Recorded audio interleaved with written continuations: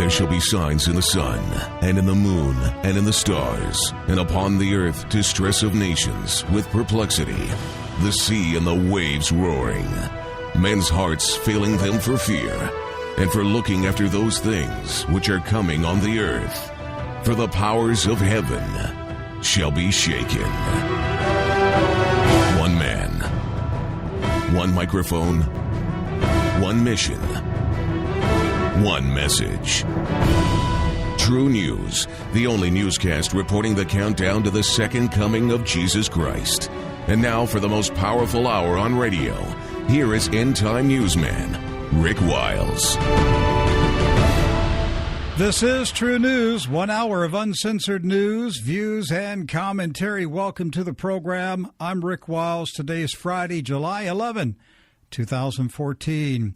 Country music legend Charlie Daniels will be here in a few minutes to talk about Barack Obama's desire to disarm the American people.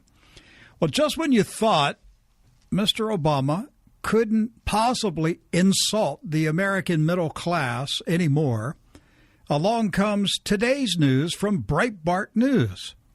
Illegal immigrants are being allowed to fly on commercial airliners in the United States without valid identification, while you and me must show an ID and submit to an X-ray nude scanning or being sexually groped by TSA agents. Mr. Obama is permitting his illegal immigrant comrades to walk through U.S. airport security checkpoints with nothing more than a piece of paper called Notice to Appear. The document is a citation issued to people who are stopped for being in the United States illegally. Of course, they're no longer arrested and detained or deported on orders of Barack Obama.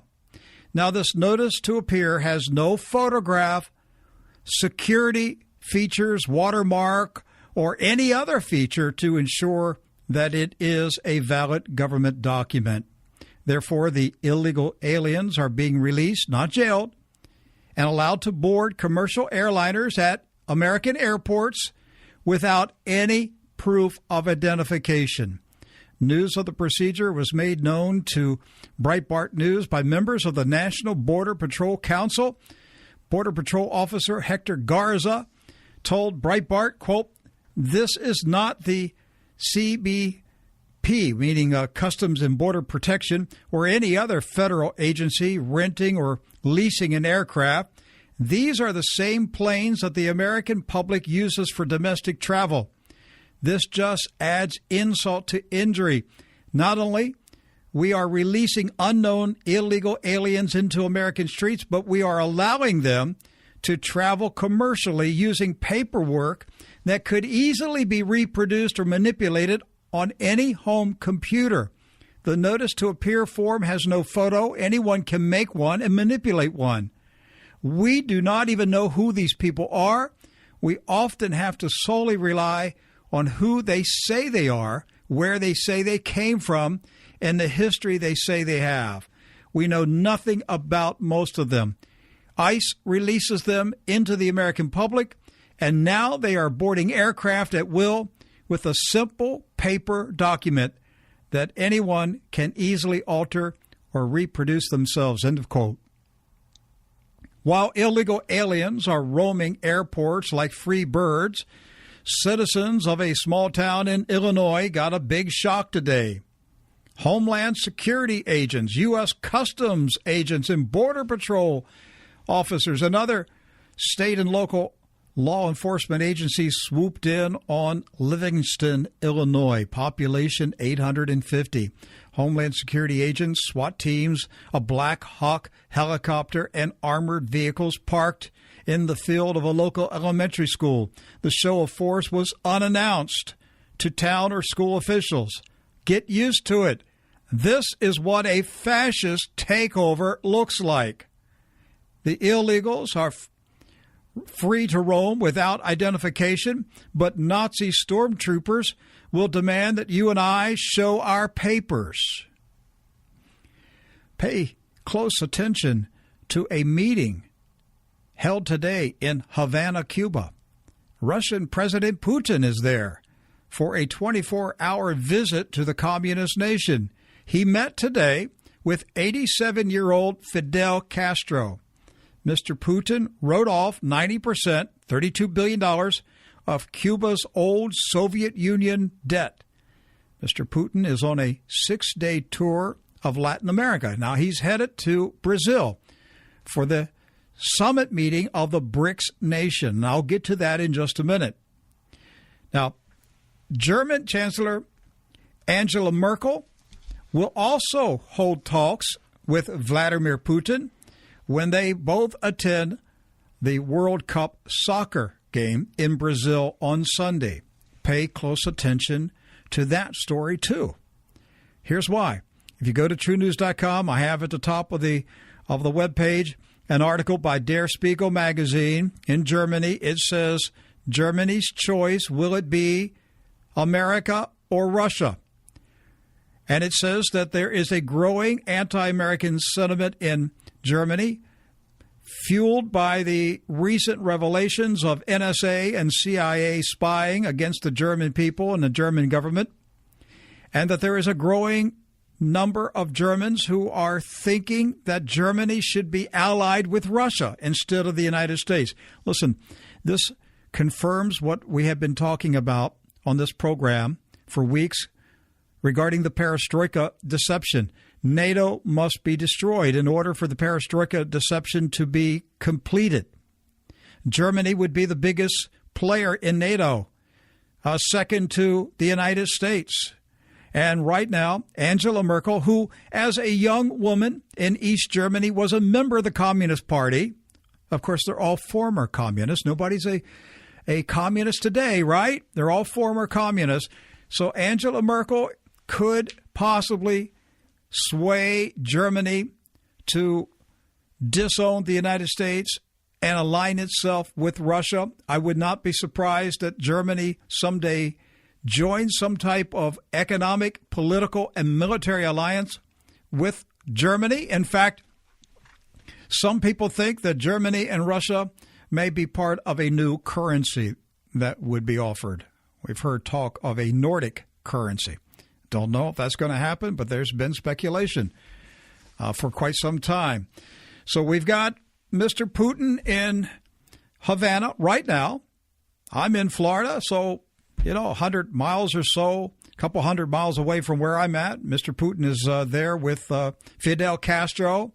You can only imagine what they're talking about. I'm sure it has more. It has to do with more than cigars. I have a feeling they're talking about a military base, possibly Russian missiles coming back to Cuba. Do you think Barack Obama would stand up and oppose Russian missiles being deployed in Cuba? I wouldn't bet on it. In fact, I'd say privately he's probably helping it. And then you have Mr. Putin going to Brazil. He's going to meet with Angela Merkel. Again, they're not going to be talking, about the soccer game. They're going to be talking about the BRICS alliance. They're going to be talking about the end of NATO. They're going to be talking about a currency revaluation, a global reset of all the currencies in the world.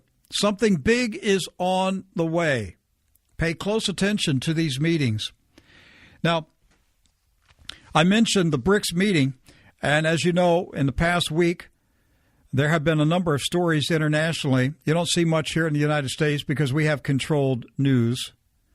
But various international news outlets have been reporting that there is now an agreement with the BRICS nation, BRICS meaning Brazil, Russia, India, China, South Africa.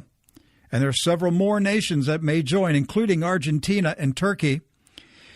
There has been reporting in the past week that the BRICS nations have agreed to establish an alternative to the International Monetary Fund, that they're going to announce a $100 billion fund to launch this new World Bank.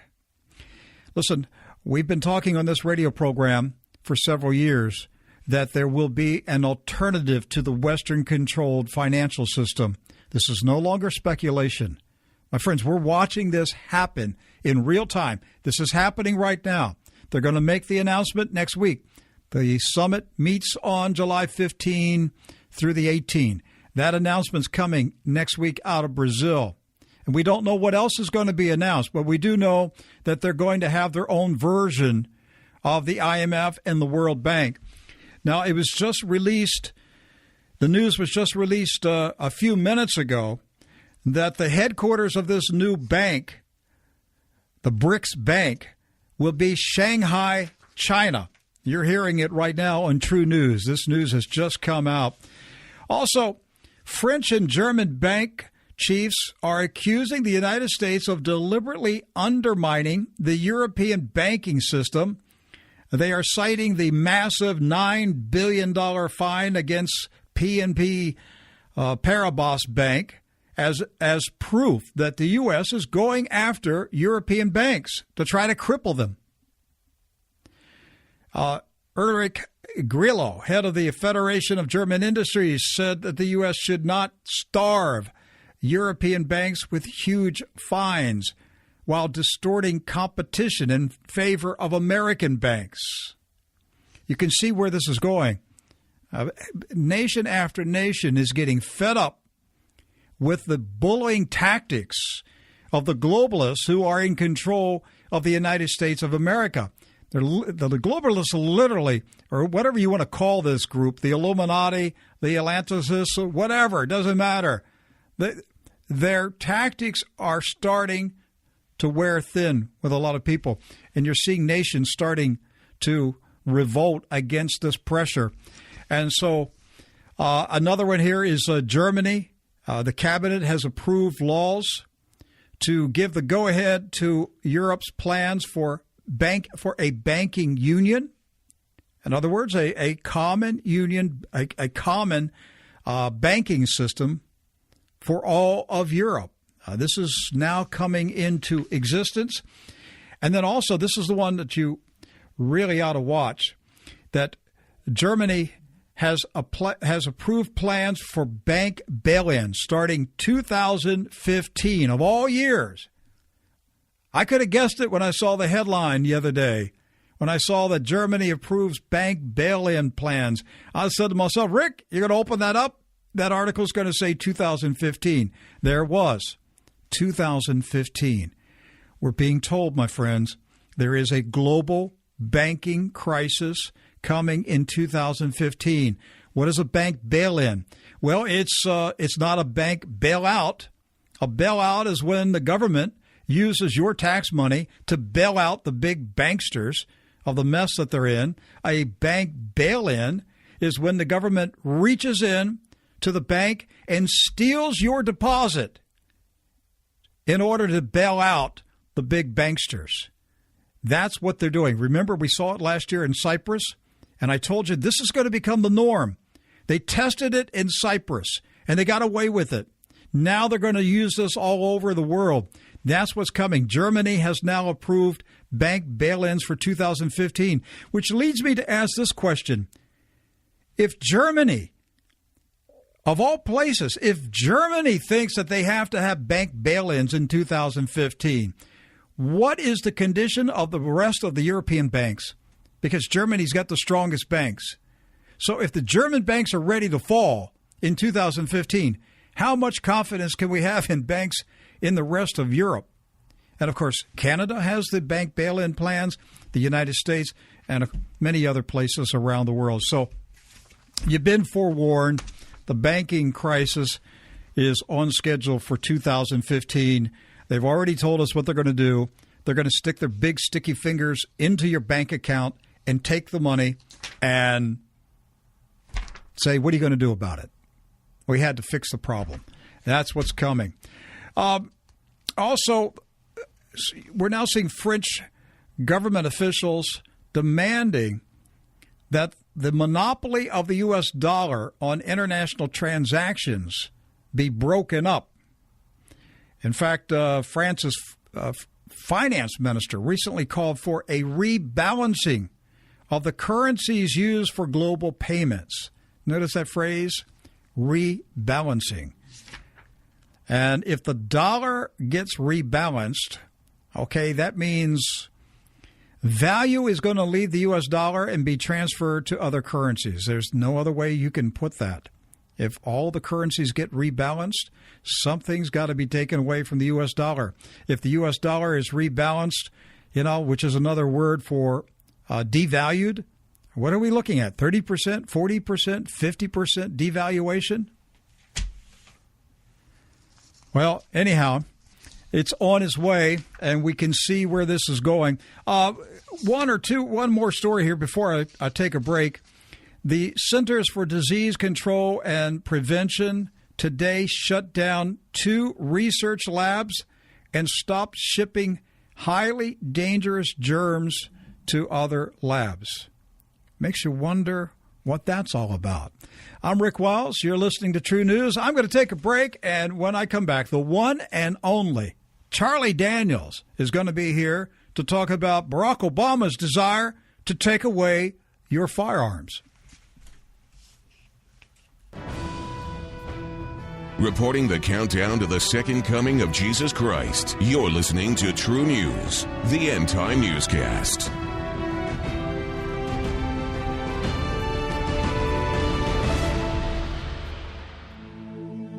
This is Max McLean. Are there factions in your church? This one principle will help us all to put aside our differences. Listen to the Bible from Mark chapter 9. "Teacher," said John, "we saw a man driving out demons in your name, and we told him to stop because he was not one of us." "Do not stop him," Jesus said. "No one who does a miracle in my name can in the next moment say anything bad about me. For whoever is not against us is for us. I tell you the truth, anyone who gives you a cup of water in my name, because you belong to Christ, will certainly not lose his reward." From Mark chapter 9. Listen to the Bible. It's great for the soul. Be able to hear the Word of God today and every day. To hear more, go to radiobible.org. Hey, welcome back to True News. I'm Rick Wiles. We would love to hear from you, and more than anything, we would love to have your show of support for what we do at this radio program every single day. We've been on the job for 15 years, and we need more people to step up and become a monthly partner to support True News.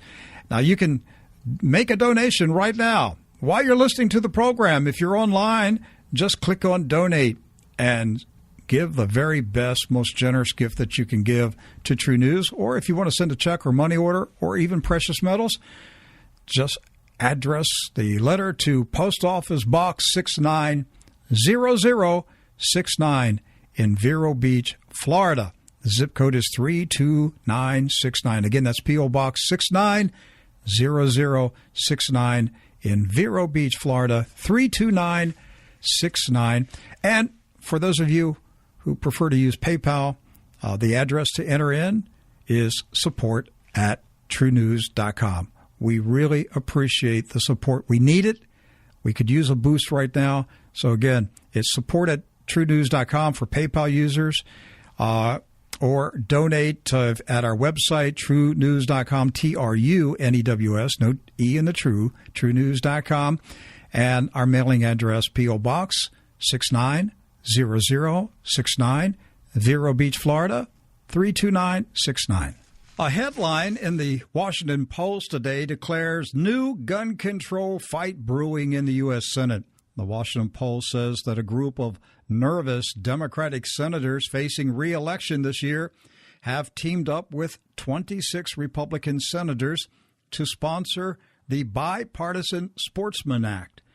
The bill would make it easier to hunt and fish on some federal lands, allow the construction of more public shooting ranges at national parks, make it easier to purchase federal permits to hunt ducks, geese, and other waterfowl. Republican senators want the bill to include language to overturn the ban on large-capacity magazines and semi-automatic rifles in the District of Columbia. and to expand the right to purchase or transport firearms and ammo across state lines, and limit when a military veteran can be denied his or her Second Amendment right, and allow concealed weapons permit holders to carry their firearms into U.S. post offices and other federal buildings. U.S. Senate gun grabbers, however, have vowed to block the bill. In fact, pro-gun control Democrats such as Richard Durbin and Richard Blumenthal plan to offer various amendments, such as one to stiffen penalties for people who buy guns for someone else. The gun grabber Democrats blocked a vote on the hunting and fishing bill on Thursday. The Senate failed in a 41 to 56 vote to end debate on the bill. 60 votes were needed to move the bill forward.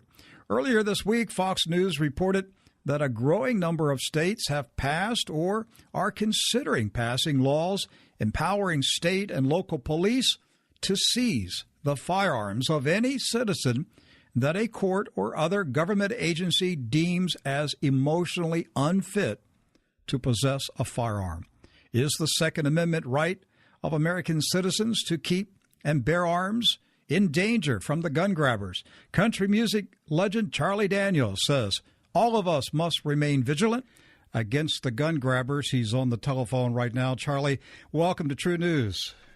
Thank you, Rick. Appreciate it. Good to be with you, buddy. Yes, sir. I read your blog at your website today and agree with you 100%. You can never rest and assume that the gun grabbers are not working around the clock to find a way to strip us of our Second Amendment right. Well, they always are. I mean, that's just a constant, ongoing thing. And if we aren't really very vigilant about it, it's going to happen. These people are dedicated. I think that Barack Obama, any legacy that he could have, if he could leave America unarmed when he left office, I think that would be probably his choice. I agree. Do you think that's a real and present danger, that's what that man's motive really is? I think he's got a lot of motives. I think he wants to, as he said, fundamentally change the U.S. The U.S. is fine the way it is. I mean, philosophically fine the way it is. We have some problems, but we don't need to be fundamentally changed into some kind of a socialist type of a country. And that's it. People say that he's not a socialist, but the things that he does are socialistic. So I don't know any other way to describe it. And to disarm America at this time would be a fatal mistake, because we got some problems coming down the line. I hate to be the bearer of bad news, but we got people, due to our laxity and a lot of different ways, we've got people that are over fighting with these bunch of crazies over in Iraq now from America that carry American passports, and they're coming back home, some of them at least. Some of them are going to slip through the net, no matter how vigilant they try to be with catching them. And, they're going to bring with them a fresh hatred for America and the knowledge of probably the latest in bomb-building techniques and the desire to do some damage in this country. And our best defense, our police departments and our government cannot be everywhere at one time. And when something happens in a local neighborhood, the people are guaranteed. That's what the Second Amendment is all about. It's not about hunting and target shooting. It's about being able to defend yourself from oppression. And such things as this, that's a common mistake that people make. When the Second Amendment was put in, it was done at a time that we had just come out of a war to gain our independence from an English king. And that war was won with a lot of it with private firearms. And those people wanted to see that America never had to suffer that again. So they left us a means to defend ourselves, and now our government's trying to take it away from us. I agree. Charlie, a lot of people talk about whether we should or should not join a militia. But the truth is, if you understand what the militia is, it's us. Like I'm a resident of the state of Florida, And when you read the Constitution of the state of Florida, it says right there in the beginning words of the Constitution that all of the men of Florida constitute the militia. Right. So it's our responsibility. The founding fathers of this country assumed that the men of this nation would defend the nation. Right.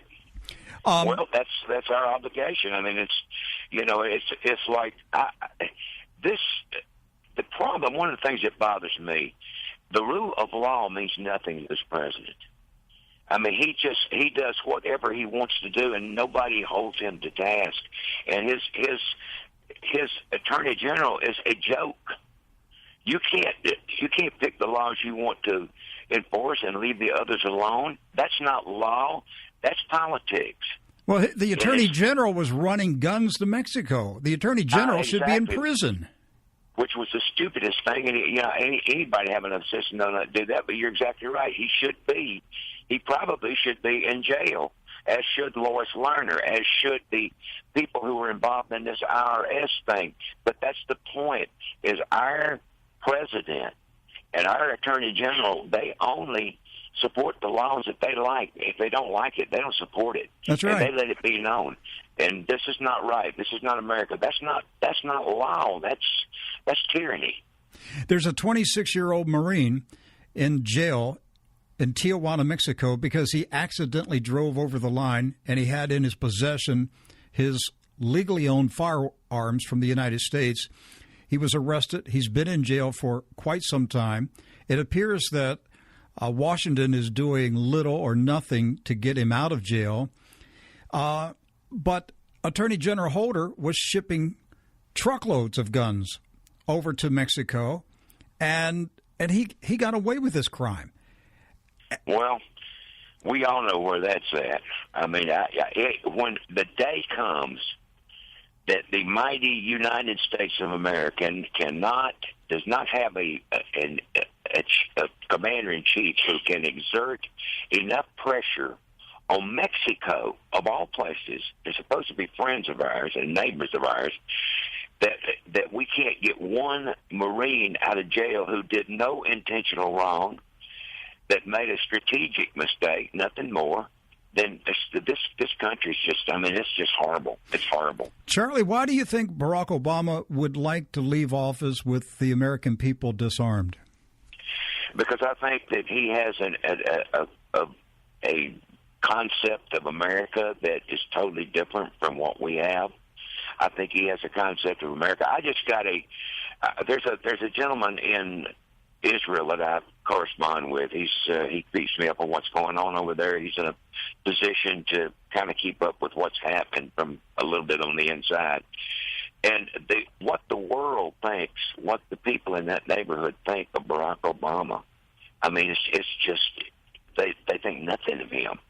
They have completely lost all of their respect for the man. It's like he is not a leader, and he has a concept of America that the rest of us don't have. And he is determined that he is going to leave America in the way that he sees it, or carry it as far in that direction as he can.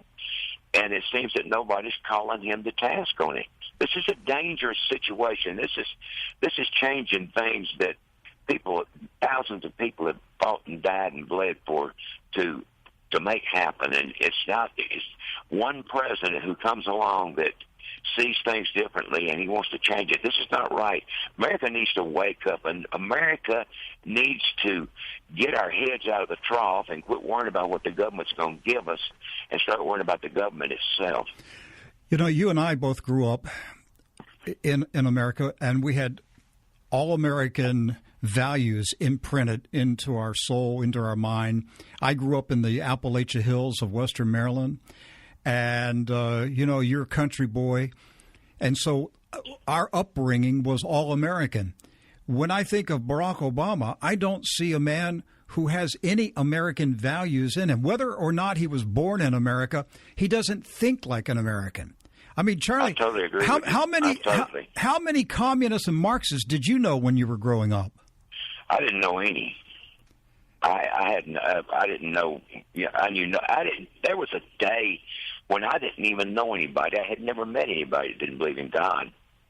I mean, that was just something that was completely unheard of. I knew there were such people because I'd heard of them, but I'd never met one of them. I didn't know anybody that was, didn't believe in God. And of course, I was raised in a Christian family, and my upbringing was Christian, and I didn't know anybody that didn't respect Jesus Christ. I mean, nowadays it's terrible. It's awful, and it is a false foundation. And the truth of the matter is, you get right down to it, we can talk about presidents and senators and congressmen and this and that and the other thing, but the truth of the matter is that the further we pull away from God and the teachings of God and the morals, the worse off we're going to be. No matter what else we do, we can do everything else right and do that wrong, and we're still going to be off center. When the change in this country occurred, it was 1962 when the Supreme Court ruled in favor of Madalyn Murray O'Hair. And I remember it well. Prayer and Bible reading was taken out of the schools, and the Christians were shocked, but they didn't do anything. That was when the change happened, because had they stood up, at that time America was far more Christian and moral than it is now. And the politicians would have been horrified had millions of Christians rose up and said, nullify the Supreme Court decision, which they could do according to the Constitution. But they didn't do it, Charlie. And they've been taking God out of this country piece by piece, step by step, ever since 62. Well, it is a huge mistake and one that this country will pay for. We are paying for it. There's no will to it. We are definitely paying for it. Now, I don't know where this is going to end, but this thing in Israel, one of the things that get lost, our attention span is so short anymore. One of the things in Israel is that just because all this other stuff is going on doesn't mean that Iran is not still building that nuclear bomb, nuclear device, whatever it's going to be. And that's still the big thing on Israel's mind. And one of these days, we are not exerting enough pressure. We never have, not just this president, but all the presidents we've had for the last couple of decades.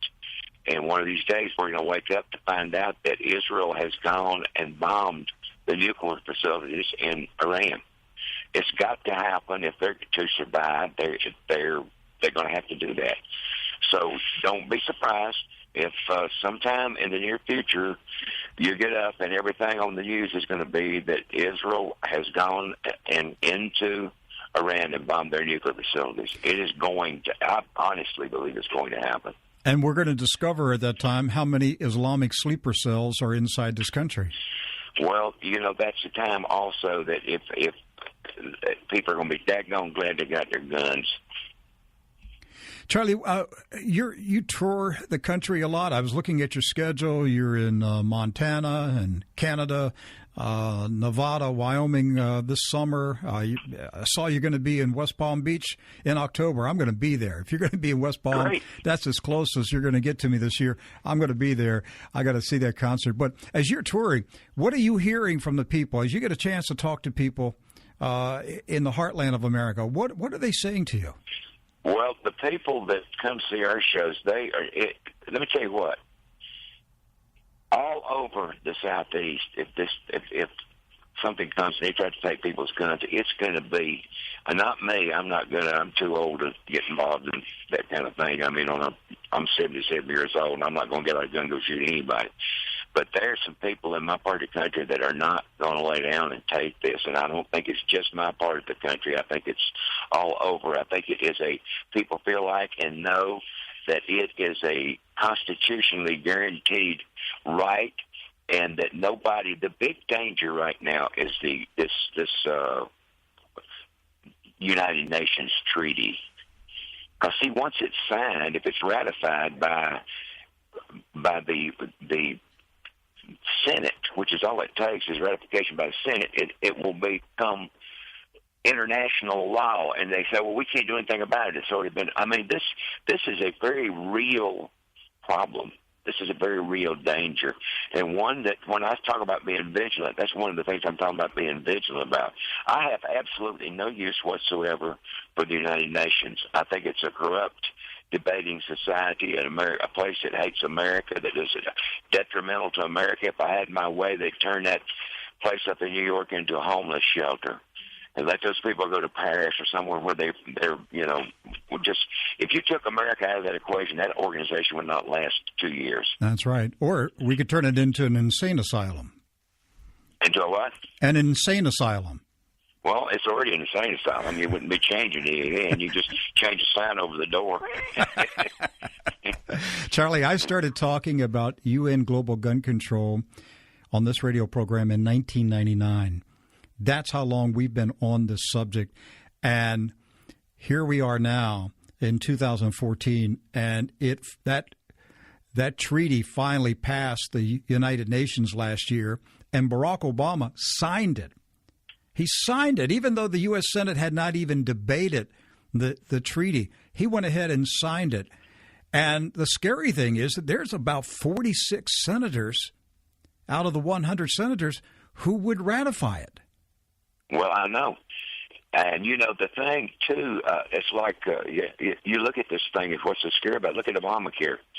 There was a congressman in Tennessee that I won't mention his name, but he voted for Obamacare knowing that his constituents did not want it, that the people that put him in office did not want it. And then, of course, he was a lame duck. He didn't have to go, But you know what? These guys, one of these days, that do this stuff, they do this for personal gain. One of these days when they get on up in years and all their thrill is gone as far as, like, their political things are concerned, they're going to walk up and look in the mirror and have to face themselves and say, you sold your nation out. You sold it out. This country that you live in, you're not worthy of living in it because you are literally a traitor. You are going to have to live with this for the rest of your life. You sold America out. Whatever you got out of it, whatever gain, whatever money, whatever favors, political favors, whatever it wasn't worth it because you're a traitor. You sold your country out. And that's what they've got to live with. Charlie, I've been saying on this radio program since 2007 when Barack Obama started to run, and throughout 2008 and 2009 when he got elected, I said, look, this man is a Marxist. He's going to carry out a Marxist revolution in the United States. I had so-called conservative Republican political muckety-mucks in Washington who would not even come on this radio program because I said such things. But time has proven me correct. I believe we're watching a revolution underway. We are. It's not going as well for him as he had hoped. But you're absolutely right. No, they're carrying out this is a soft, non-violent revolution, and they're changing the nature of the nation. They're changing the Constitution. I mean, they're abolishing the Constitution. He simply says, I'm not going to adhere to the Constitution. I'm going to be an emperor. I'm going to be an imperial president. And he's getting away with it. Are you frustrated with the wimpy, cowardly response of some of the Republican leaders in Washington? I am extremely frustrated with it. I am totally, completely frustrated with it. If I had my way, everybody up there would come home. Everybody, Democrats, Republicans, the whole 9 yards, and we start all over. We have way, way too many career politicians. That's what's happened in this country. We got people who care more about politics than they do patriotism, and it's ruining. I mean, it takes the opposition out of things. I hear people talk about what they should do politically. The hell with that. Do something sensible. Do something for the American people, not for your political party. And, until we get to that point of where people get a little common sense and we get to where we don't want something out of our government, we want our government to do what they're supposed to do. We want them to protect us, to protect the country, to build the interstate and get the heck out of our way and leave us alone. My gut feeling, Charlie, is that the majority of the American people will not wake up until there's a calamity in the country. Oh, I totally agree with you. I absolutely agree with you. And it's a doggone shame, but I think that is the case, and I don't know what that calamity is going to be, but it's going to happen. It's just like this homegrown terrorist thing is going on. You know, we had this ISIS army the first time since the days we fought Saddam Hussein that these people were out in the open where they could have been taken out, where a big part of their army and their forces and their equipment could have been destroyed without that much collateral damage. And this president sat on his hands and did absolutely nothing. And now we've got these people that this is the biggest recruiting tool they've ever had. They just walked back into Iraq and took over something that it took us years and years to accomplish. They took over in a matter of 2 weeks. So, I mean, this is a huge recruitment thing. These people are being successful. This is a highly volatile, dangerous situation, and something's got to give. Charlie, I've interviewed retired U.S. intelligence officers who told me as far back as 2 years ago that the Obama administration was arming and training the terrorists.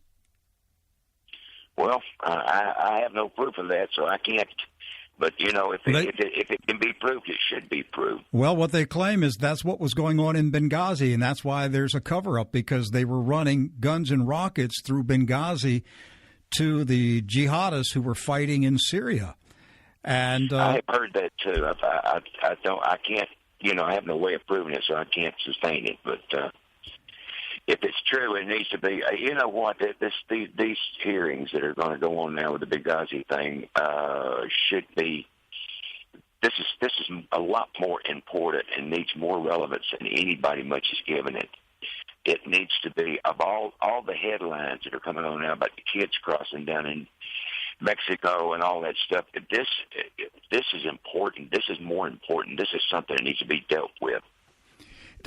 Speaking of the children coming across the border, do you think that this is a genuine humanitarian refugee crisis where 100,000 children decided one day they're going to walk from Guatemala across Central America, across Mexico, into Texas? Or do you think that this is a carefully planned, orchestrated invasion where somebody behind the scenes has gathered up these children, transported them, and put them at the border in order to create this photo opportunity? Somebody orchestrated this. I don't know who it was, but somebody orchestrated it. It had to be orchestrated. It's too big. It's too big. Why now? Why not before? Why not? I mean, why all of a sudden all this information gets out that if you can get to the United States, you can stay there and this sort of thing? What? No, this is orchestrated. It has to be. And Mr. Obama says, the Congress needs to pass my immigration bill. Well, his immigration bill is amnesty. Well, tell me, Charlie, if we pass an amnesty bill, how is that going to stop the flood of people coming across the border? It's not going to. They don't want to stop it. That's the point. That's right. That's right. And neither does George Soros, the man who promotes open borders. Yeah, for sure. Charlie, I know you're on the road and you got to go. We really appreciate you being here on True News. God bless, my friend. I have enjoyed it and enjoyed talking to you. And we'll talk again soon. And come see us when we get down your way. I will. My guest, Charlie Daniels. God bless, Charlie. Thank you. God bless you. Thank you. You're listening to True News, the end-time newscast. Rick will return after this announcement.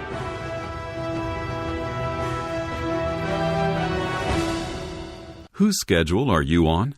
Yours or God's? Here's A Moment with Charles Stanley. One of the interesting things that's interested me about Jesus is nowhere in the New Testament does it say Jesus hurried over to Bethany. He hurried through Samaria. He rushed down to Jerusalem for the Passover. He didn't do any of that. Why? You know what? Because he knew the Father's in control.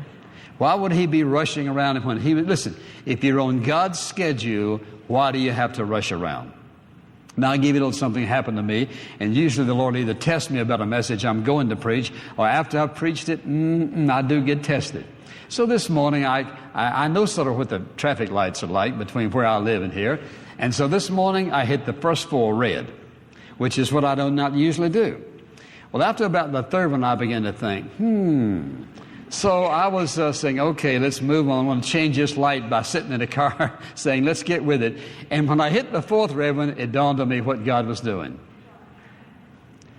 You can't go tell them if you can't put up with a red light. So I said, okay, Lord, forgive me. I thank you very much. Did you know that the next 5 lights were green? Well, listen, the next 5 lights were green, and one of them that's always red right down the street here when you come under the expressway. Thing's always red. It just breezed right through both of those this morning. Now, do I get impatient? Yes. Do I have to deal with that? Yes. You know, I can give an excuse for being impatient sometime. God is not interested in hearing my excuses. I can tell him how important it is to preach the gospel, and how important it is to get the message right, and how important this is, and don't have time to waste, and let's get on with life. God in heaven is not wringing his hands because I want to get everything done I want to do. You know what? Because he has a schedule. And the first thing on God's schedule for our lives is that we receive his gift of salvation. Learn more when you visit our All Things Are New section at intouch.org.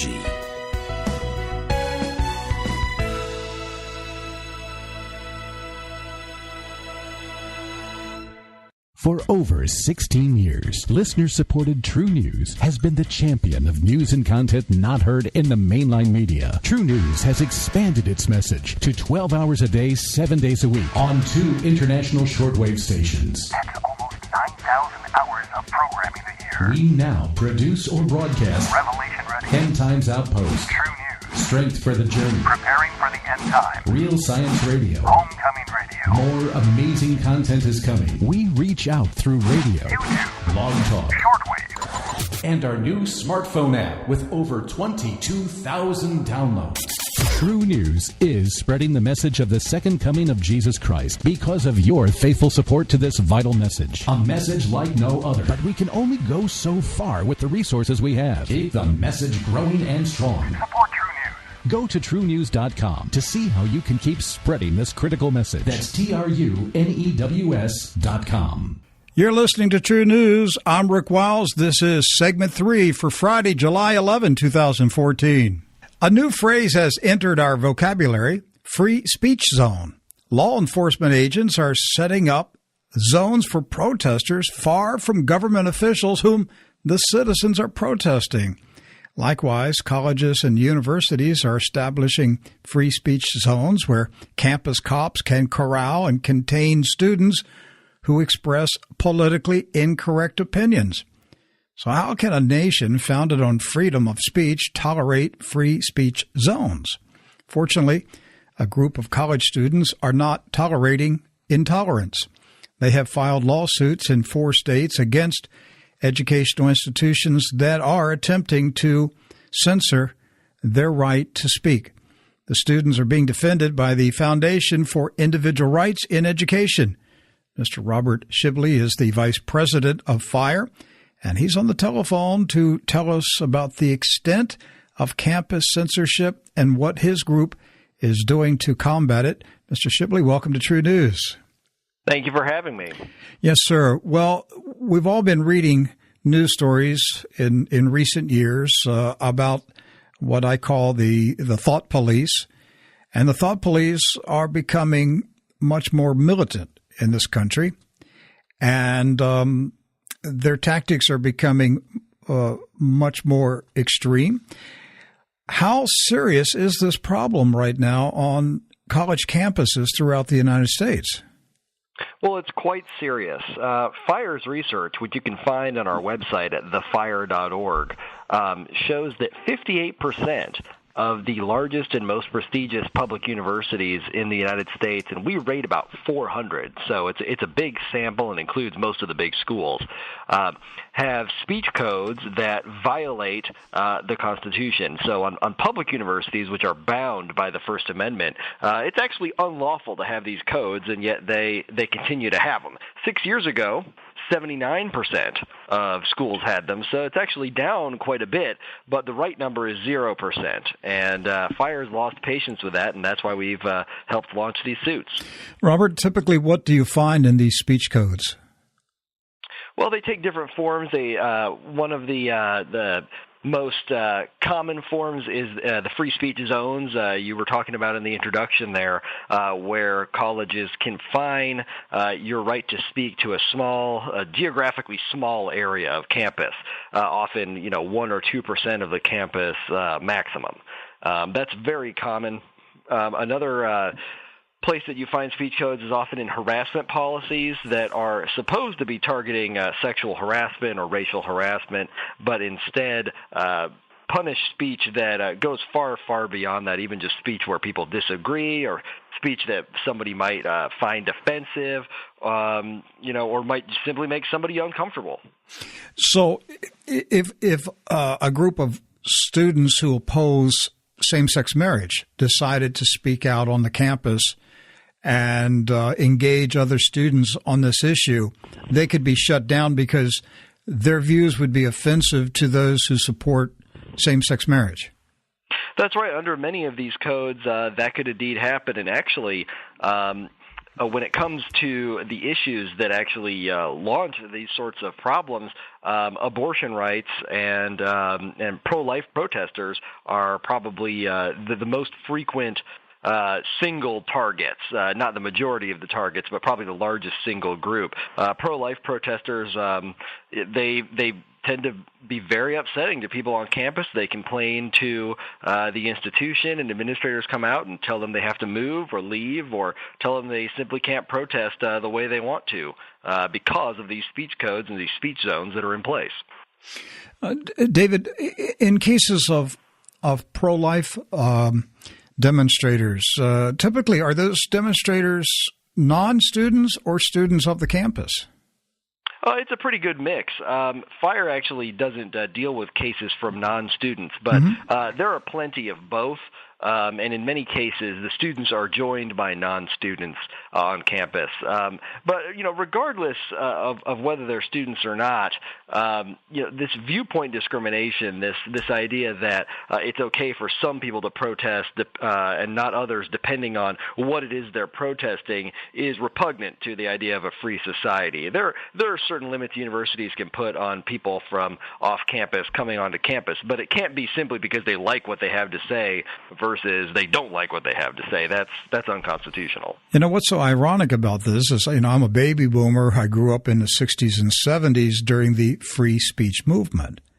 And now many of the people who led those movements on college campuses in the 60s and 70s are now the deans of or professors of these campuses, and they're banning free speech.